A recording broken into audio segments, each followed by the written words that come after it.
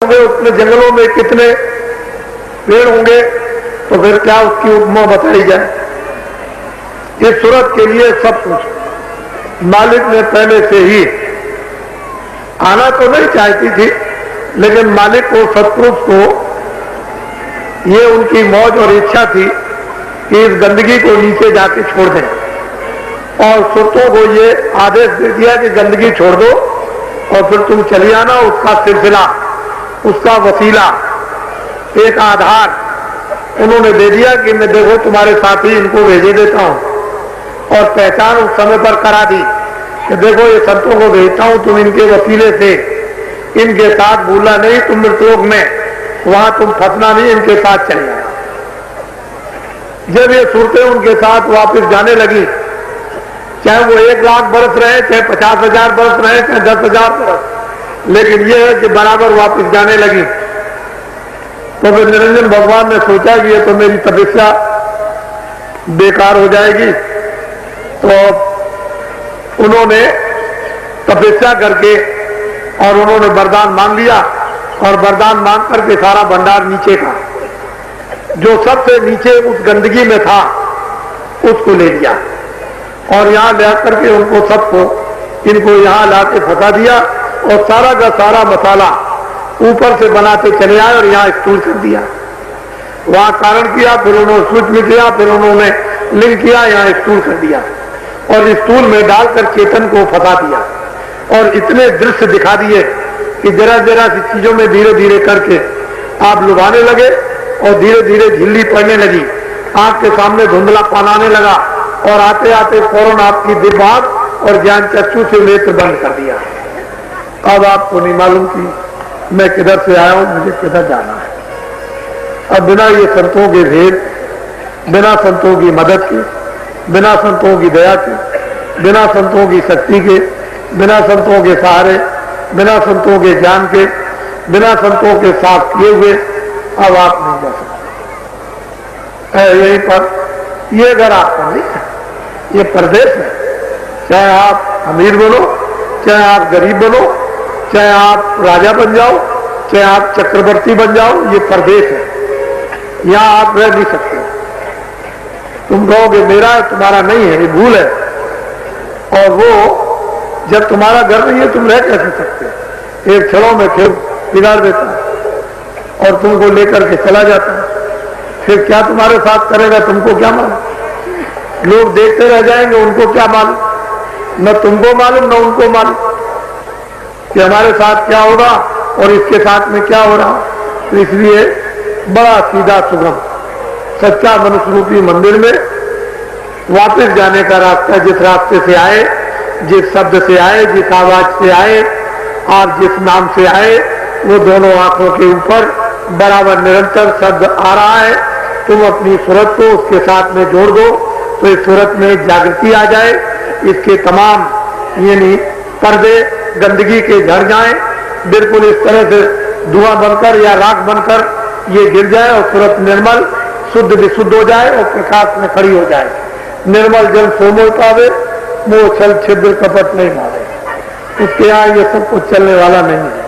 तो ये तो आपके आने की एक संक्षेप में आज मैंने थोड़ी सी व्याख्या की। अभी कुछ बताया नहीं, बताऊंगा। अभी तो दिन काफी आपको सुनने के लिए पड़े हुए हो, पूरी आप पूरा सुन लीजिए तो अच्छा रहेगा, तभी आपको समझ में आएगा। मुख्य है कि वक्त और समय है, एक ऐसा वक्त और समय आएगा लोगों के मन इस संसार से उदास हो जाएंगे, इस संसार से घृणा करेंगे, इस संसार से जलन होगी, संसार को देख के बेकरी होगी। एक वक्त और समय आएगा भाव, जो अभाव अभाव में बदल जाए, जो श्रद्धा है श्रद्धा में बदल जाएगी, जो अपमान है मान में बदल जाएगी, जो अज्ञान है ज्ञान में बदल जाएगी। एक तड़प पैदा होगी उस मालिक के दर्शन और दीदार के लिए। वो वक्त है जब ऋषियों मुनियों संतों ने अनुभवी पुरुषों ने कह दिया है कि संवत 2000 के ऊपर ऐसा जोग पड़े, पूर्व पश्चिम उत्तर दक्षिण 34 काल पड़े, अकाल मृत्यु होगी जगमाही, प्रजा बहुत मरे, सोवरण फल पृथ्वी फूले, सुखी दशा फिरे, अरे मन धीरज क्यों न धरे। काल जाल से कोई बचेगा जो गुरु का ध्यान धरे।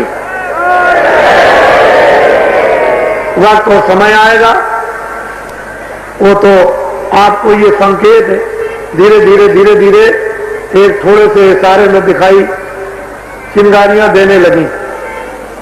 अब वो सब जगह चिंगारियों की छिटकारी जरा जरा सी जुगनू की तरह से झलकने लगी और धीरे धीरे धीरे धीरे अब देखो, आप देखेंगे तो आपकी समझ में आएगा कि महात्माओं ने अपने वक्तों में समय में कितना परिश्रम, अथक परिश्रम जीवों के लिए, मनुष्यों के लिए कैसी कैसी उन्होंने क्रूर सेवाएं की गंदी, और जीवों को किस किस तरह से उठाया, किस तरह से जगाया, किस तरह से धोया और कैसे मालिक के पास इनको पहुंचा दिया। ये तो जब वक्त और समय आएगा तभी आपको परिचय मिलेगा। आप जो कुछ भी जिस भाव और श्रद्धा से आए कि बाबा जी के पास पहुंचकर हमारा काम बनेगा, जो भी काम आपका हो, ये तकलीफ वो तकलीफ, ये बीमारी वो बीमारी, ये गरीबी वो अमीरी, ये उलझन और ये हर प्रकार की पारिवारिक सामाजिक या देश की, उसमें मदद तो आपको मिलेगी, सहारा तो आपको निश्चित मिलेगा और बहुत लोगों को बहुत कुछ फायदा होगा। लेकिन पूरा फायदा इसलिए आपको नहीं हो पाएगा कि अगर पूरा फायदा कर दिया जाए तो आप फिर नहीं आएंगे, फिर आएंगे नहीं आए तो आपका लोग भी नहीं बनेगा और परलोक भी नहीं बनेगा, क्योंकि आगे जो चीज आ रही है वो तो कुछ और है, तो उसमें ना लोग बनेगा ना परलोक बनेगा। तो इसलिए फायदा लाभ तो आपको बहुत होगा, हर तरह का शारीरिक लाभ, मानसिक लाभ, पारिवारिक लाभ, सामाजिक लाभ, ये बहुत कुछ होगा। बीमारी परेशानी में बहुत कुछ लाभ होगा और 1 2 4 आपके काम भी सिद्ध हो जाएंगे। लेकिन आप कहो कि 100 काम हमारे सिद्ध हो जाए, ये नहीं होगा। मोटी बात सीधी सादी, बाबा जी ने घूमकर परिश्रम कर लोगों से जो जो कहा और जो जो लाभ मालिक की दया लेकर आपको पहुंचाया गया, वो ऐसा नहीं है कि उसको आप भूल जाएंगे, वो भूलने वाली चीज नहीं है। समय समय पर आपको याद समय दिला देगा और दिला रहा है। इसलिए गुरु महाराज ने जो अनमोल चीज दी, हम तो उनकी याद, उनके गुणगान अपनी जिब्या से कुछ नहीं कर सकते हैं, लेकिन याद जितना हो सकेगा उतना करते और कराते तो रहेंगे ही यथाशक्ति। हम भी मनुष्य हैं, आदमी हैं, संसार में रहते हैं, बुद्धि है, लेकिन जितना हो सकता उतना करें और कराएंगे। आप भी उतना ही जितना हो सके अपनी यथाशक्ति उतना करो और कराओ।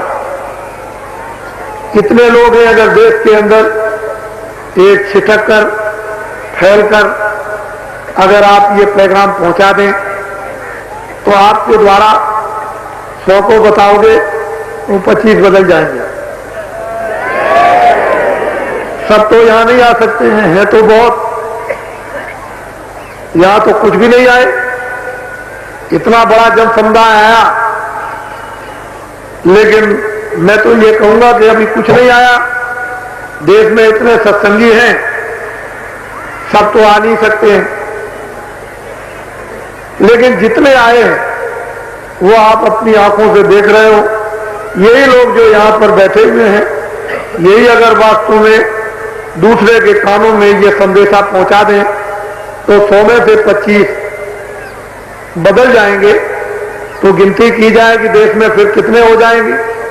और वो लोग अगर 100 में 100 को संदेशा दें और वो 10 ही बदल जाएं तो कितने लोग हो जाएंगे। एक सारा का सारा वायुमंडल का एक सारा का सारा मानव समाज एक परिवर्तित होकर एक दूसरी धारा में बह चलेगा। ये मनुष्य की एक धारा है, विचारों की एक जमुना है, विचारों की एक गंगा है। जब मनुष्य की भावधारा जब बह चलती है तो इसको कोई रोक नहीं सकता। अभाव धारा का तो उसकी तो सीमा है, लेकिन भावधारा की सीमा नहीं। और इस वेग को, इस ताकत को कोई रोक भी नहीं पाता। अभाव को तो रोक लेगा, लेकिन भाव को नहीं रोक सकता। श्रद्धा रुक जाएगी, श्रद्धा नहीं रुक सकती। ये मनुष्यों की भाव का एक वेग है, एक तूफान है, इसे कोई रोक नहीं पाए। गुरु महाराज ने बहुत बड़ी कृपा, उन्होंने न की होती तो शायद आप लोगों के सबके दर्शन न हुए होते। ये उनकी कृपा का, उनकी दया का परिचय है। उन्होंने जो कुछ भी शब्द अपने छोड़ दिए, ये सब सिद्ध और सत्य है, कभी असत्य नहीं होते। ये उनके शब्द छोड़े हुए हैं। महापुरुषों ने अपने अपने काल में आपके लिए जो शब्द छोड़ दिए हैं, वो सब चिरकाल समय से सामने आएंगे। तो आज रात्रि को पूजा होगी।